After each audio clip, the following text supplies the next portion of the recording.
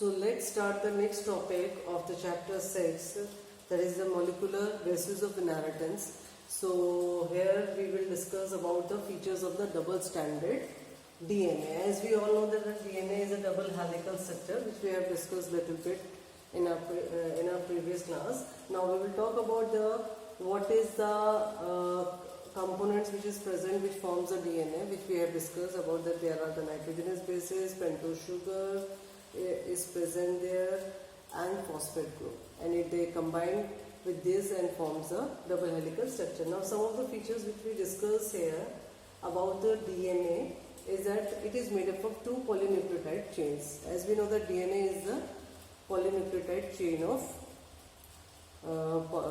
nucleotides. So here it is a polynucleotide, that means these are the double helical structure and it forms a nuclear chain like structure. Okay, so it is a two polynucleotide chain which is bind with each other because of the bonding between them. Second thing is that it having a backbone, and its backbone is made up of pentose sugar and phosphate, which helps them to just bind up with each other. Okay, so they are spirally arranged with each other.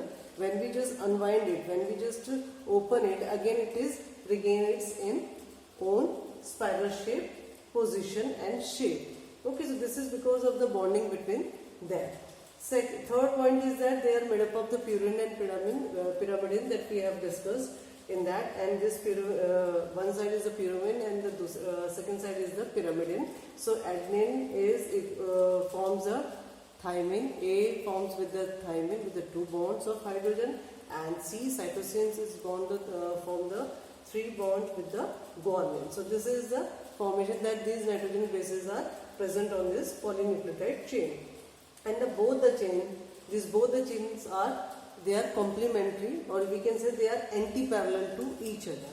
If one is in the direction of 5:3, the second one will be the 3:5. So it is an anti-parallel and it having a polarity according to that, or we can say it's a complementary to each other. And the bases which are present in it having a hydrogen bonding, and this helps to, if you see that it's like a spiral shape. So here it maintains these hydrogen bonds between the bases, nitrogenous bases, forms the stability of this structure. And these chains are coiled. These chains are coiled with the right-handed fashion. When it is coiled with the left-handed, some of the DNA like A and Z is known as a left-handed coiled DNA, but the B is the right-handed coiled fashion. So when you just open it, again it is coiled in the right-handed form. Next is the details of the structure, the DNA. This double helical structure that we are discussing about, the pitch between these two, that means the pitch between these two is 0.34 nanometer. Nanometer is equals to 3.4 into 10 to the power minus 9. That is the 1 billionth of their size. So it's between that the pitch distance is 3.4 nanometer, which is round about the 1 billionth of the meter. Next is in each turn. In each turn you find the 10 base pairs. So in each turn it forms a 10 base pairs, and the distance between the two base pair is 0.34 nanometer. So between the two base pairs the distance is 0.34. The distance between the two pitch of the DNA is 3.4 nanometer, and in each turn, when it is taking a turn, it contains 10 base pairs. So this is all about the features of the double stranded DNA. Okay, now next is the central dogma.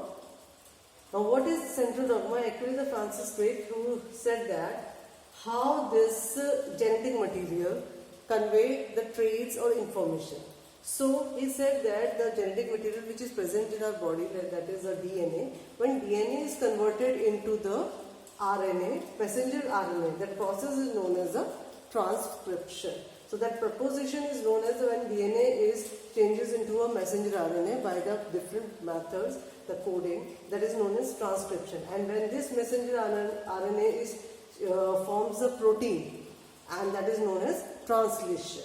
Okay, so that means DNA, the process of converting the DNA into messenger RNA and from messenger RNA to the protein formation, that is known as the transcription and translation, and whole this process is known as a central dogma. Okay, but in case if the genetic material, because we are saying that DNA is a genetic material which is present in the organism, but in case if someone having a genetic material as a RNA, then what happens? Whether this process will be take place as it is? No. First this DNA is changed, first the RNA which is present in virus suppose, so first this RNA is converted into DNA, and when this DNA is converted, this DNA will follow up the rest of the process of DNA into messenger RNA by the transcription, and from the messenger RNA to the protein. So conversion of RNA into the DNA, that process is known as reverse transcription. Okay, reverse transcription is known that. So that is the central dogma which was given by the Francis Crick. Now next is the packaging of DNA. How these DNA fragments are packed. We know that the distance between the two base pairs is 0.34 nanometer, that is 0.34 into 10 to the power minus 9. So when we want to know the how long is the fragment of DNA, we can calculate it by the distance of, by knowing the distance of each structure. For example, the distance between the two base pair is the 0.34 nanometer, and the mammalian cells double helix base pairs are 6.6 into 10 to the power 9 base pairs. So suppose this is a 6.6 into 10 to the power 9 base pairs, that is the mammalian cells DNA helix base pairs. That means these are the base pairs which is present in the mammalian DNA helix. Okay, so when we want to how long it is, so that means that length into what is the distance between two base pairs, that is a 0.34 nanometer. So 0.34 nanometer is multiplied with that, and you can just also convert it in the form of 0.34 into 10 to the power minus 9, because nanometer is 10 to the power minus 9. So when you calculate, you will find 2.2 meter. That means the length of that DNA fragment is 2.2 meters. So can you imagine, that means 2.2 meter, that means even our length, that means the height of us is round about that, and how that DNA fragment which is 2.2 meter, it stay inside the nucleus. Okay, but in the prokaryote it is not well defined, arranged in the nucleus, because in the prokaryote there is a no well defined nuclear membrane. So it is occurred in the DNA, mostly occurred in the scattered form. And as we know that the DNA is a negatively charged, and some proteins which is around this DNA, that is known as nucleoids, which we have already discussed in the class 9th when we discussed the structure of a bacteria. So DNA is a negative charge, and it is in the scattered form, and around which some proteins are there which is positively charged, and it is known as nucleoid cells. But in the eukaryotes, the arrangement or packing of the DNA helix is quite difficult or complex, because DNA is a negatively charged, and the proteins which is present around that, that is known as the histone. Okay, that protein is known as histone, is positively charged, and there are 8 molecules of histones are present. This protein or histone contains the arginine and the lysine amino acids, which causes the amino acid which causes the positive charge. So when we see the structure of this, you can see here, this is the structure of the DNA. You will find that this DNA is wrapped around this histone. Okay, this is the histone, and that histone is known as the histone octamers. There are the H2A1 histone, this is the H2AB histone, this is the H3 histone, and this is the 4 histone. So there are the 4 types of histones, and each histone is having a 2 molecules, so it forms a 8 molecules. So that's why the histone is known as the octamer, histone octamers. So this negatively charged DNA is wrapped around. This is, you can see, this is the DNA which is wrapped around this histone, and it forms a nucleosome.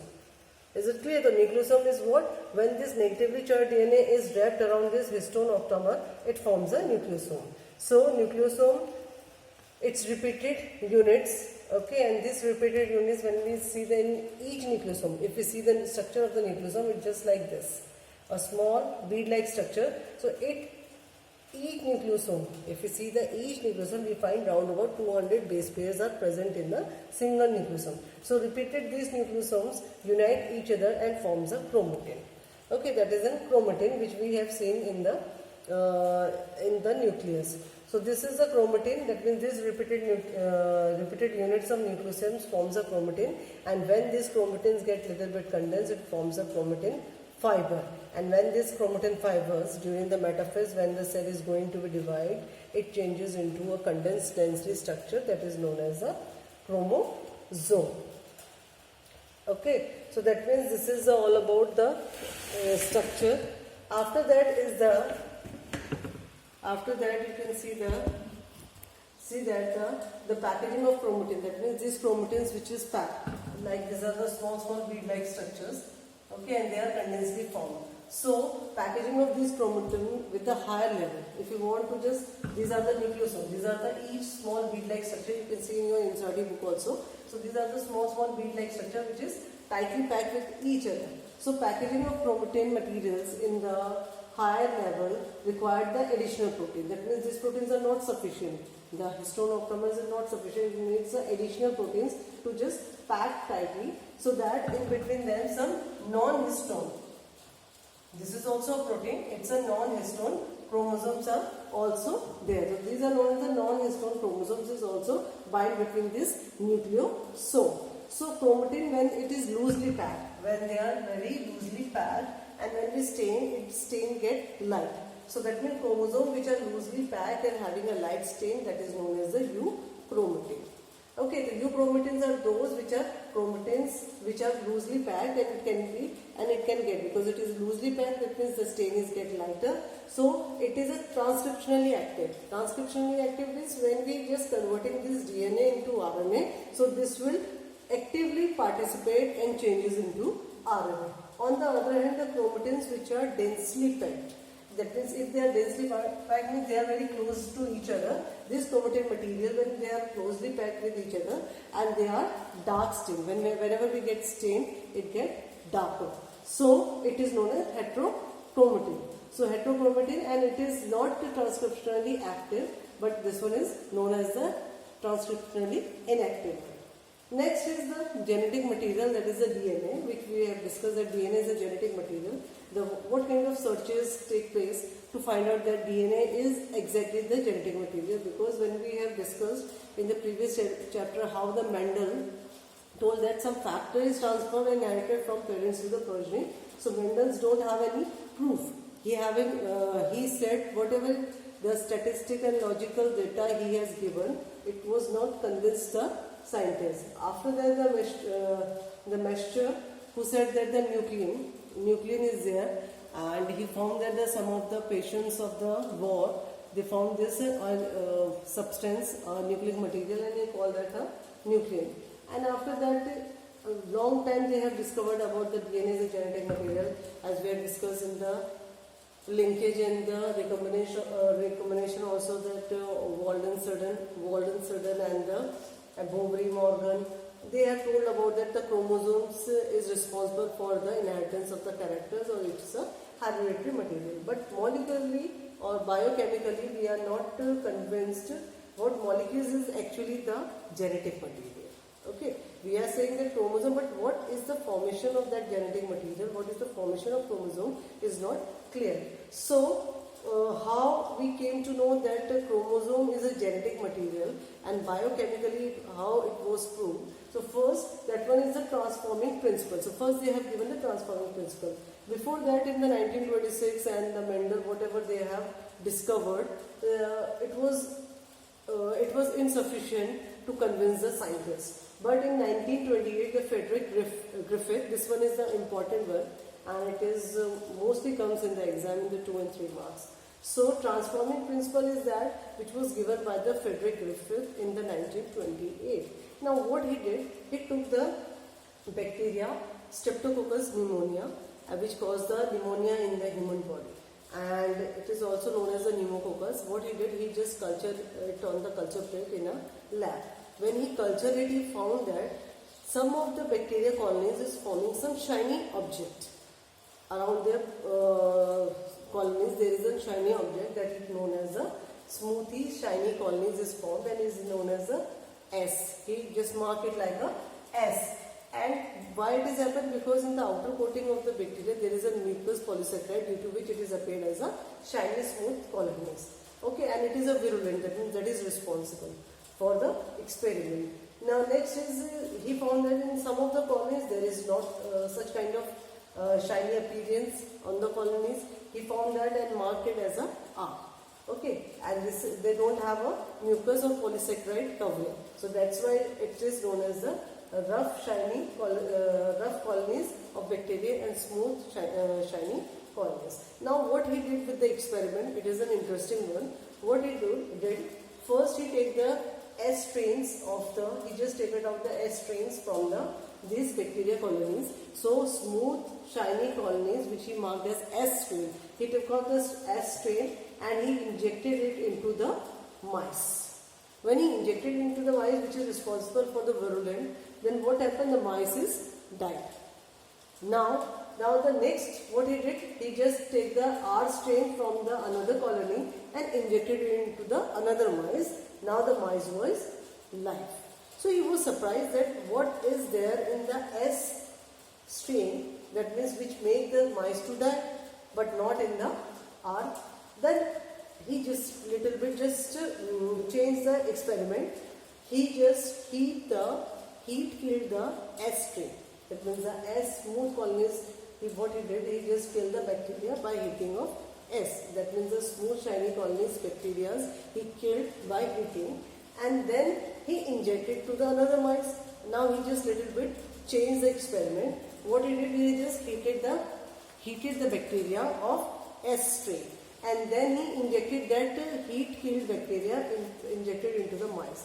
Now the mice is live.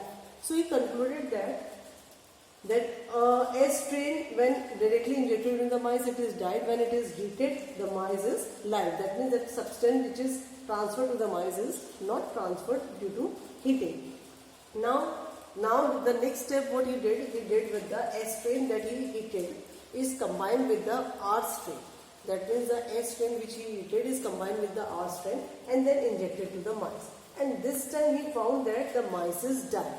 Because R is not responsible for dying the mice, but when the S strain which is heated is combined with the R strain and then injected to the mice, then what happened? The mice is died. So he was surprised and he just observed that, and he found that in the mice that S bacteria is present. So that means which is already heated, but S strain is live in that body. So that bacteria strain is present in that body. So why does happen? It was a little bit confused, but he is not able to explain properly. He said that some S strain transformed. That means something is transformed from the S bacteria so that the R is able to prepare this smooth colonies. So he is not very much sure about that, but he said that something because the S strain bacteria is heated and it is killed, but still something is transferred into the R strain, and R strain is able to form this mucus or polysaccharides, so that which make the mice to die. Okay, so he was not able to explain clearly, but later on some of the scientists told about the biochemical characterization of this transforming principle. So he said that what material is transformed, it was told by some of the scientists in the 1933, because he did this experiment in 1928. So after just going through, some of the scientists in 1933 and 33 to 44, like Oswald Avery, Colin MacLeod and Macklin McCarthy, three of them did the experiments. And what they did, they just did the same experiment of Frederick Griffith. That means he used that same experiment.